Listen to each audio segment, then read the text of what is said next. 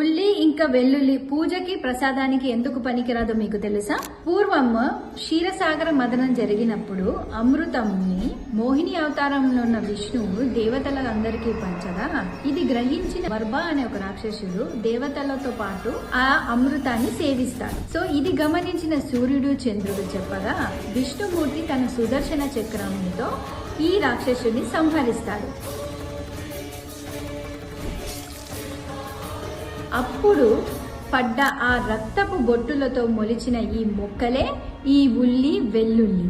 అయితే ఈ రక్తపు బొట్టులో రాక్షసి యొక్క గణం ఉండడం వల్ల మనలో రజో ఇంకా తమో గుణం పెరుగుతుంది. మనలో కోపం, విద్రుప్తి, రెస్ట్లెస్నెస్ అంటారు కదా, అది ఉండడం వల్ల ఆధ్యాత్మిక భావన తగ్గిపోతుంటది. కాబట్టి ఇది ప్రసాదాల్లో వాడదు.